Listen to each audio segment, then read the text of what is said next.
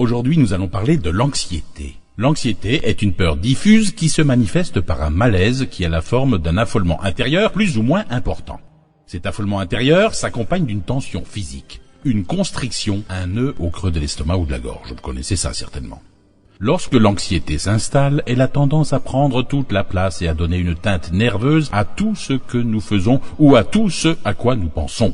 Il est aussi très difficile de se concentrer lorsqu'on est anxieux. C'est ce qu'on appelle un affect. L'anxiété est pénible. Elle a trait à une attitude d'attente d'un événement imprévu mais vécu à l'avance de façon désagréable. Votre saboteur vous dit que vous allez vers l'échec alors que vous n'avez encore rien tenté pour réussir. On ne sait pas exactement ce qu'on attend. Mais la plupart du temps, quand on est anxieux, on n'attend rien de positif. On anticipe des scénarios catastrophiques, imaginaires, et qui nous enlèvent toute confiance. L'anxiété, c'est aussi l'ensemble des sentiments d'appréhension, de tension intérieure et de gêne extérieure déclenchés par le regard d'autrui. Beaucoup de moments quotidiens peuvent déclencher l'anxiété sociale. Passer une épreuve, examen oral, permis de conduire, entretien d'embauche, etc. Quelle est la différence entre anxiété et angoisse ? Du point de vue du ressenti émotionnel, anxiété et angoisse sont de la même lignée. La différence entre les deux réside essentiellement dans la conscience qu'on a de l'objet qui provoque la crainte. Dans l'anxiété, il est facile d'identifier l'objet qui provoque ce sentiment. On sait, par exemple, qu'on doit avoir un entretien d'embauche. Dans le cas de l'angoisse, l'objet de la crainte est occulté. On est dans la forêt, on entend un bruit et on s'imagine le pire. Les personnes touchées par des troubles anxieux vivent souvent une grande souffrance qui peut se prolonger sur une longue période. Vous l'avez bien compris, l'anxiété est encore l'une des manifestations de votre saboteur. Repérez donc les pensées négatives envers vous, les autres et le futur. Inversez ces pensées en pensées positives. Je veux dire par là, contrariez votre saboteur en formulant l'inverse de ce qu'il veut vous inspirer. Prenons un exemple. Vous êtes anxieux parce que vous avez fait des examens médicaux dont vous redoutez les résultats.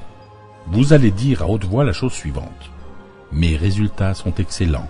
Mes examens ne sont qu'une vérification de routine. Lorsque vous faites la révision de votre voiture, c'est la même chose. Et jamais, avant de la faire, vous ne vous dites qu'elle sera bonne pour la casse après l'examen. Pour vous, c'est exactement pareil. C'est de cette manière que vous développerez votre capacité à avoir des pensées positives alternatives.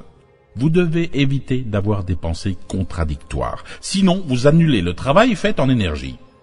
Il faut toujours être sur ses gardes et ne laisser aucune pensée négative faire obstruction à votre démarche. C'est une loi dont il faut se souvenir. Il n'y a pas grande difficulté à réussir cela. C'est aussi facile de trouver un emploi, réussir un examen, vaincre une épreuve que de trouver une place de parking. Vous devez cependant comprendre que si, par exemple, vous devez passer un examen, je ne parle pas d'un examen médical, bien sûr, vous ne pourrez réussir si vous n'avez rien préparé en amont, si vous n'avez pas révisé, si vous n'avez aucune connaissance du sujet sur lequel on va vous interroger. Si vous ne fichez rien, vous ne méritez pas ni ne pouvez réussir. Ce n'est que pure logique. Votre saboteur pourrait vous suggérer de demander l'intervention de l'univers pour que le correcteur de l'examen se trompe et mette une bonne note. Il faut que vous sachiez que l'on n'a pas le droit d'utiliser l'univers pour tricher, car il y a plusieurs lois de retour, je vous le rappelle. Certes, cette intervention pourrait fonctionner, mais le retour sera multiplié par 3. Par exemple, le correcteur sera dérangé au moment d'inscrire la note sur sa copie, et en la reprenant, il confondra avec une autre personne et l'examen sera réussi. On n'a pas à savoir comment cela va arriver, mais cela arrivera. Votre saboteur vous dira que ce n'est pas si grave que cela de faire une petite entourloupe en énergie.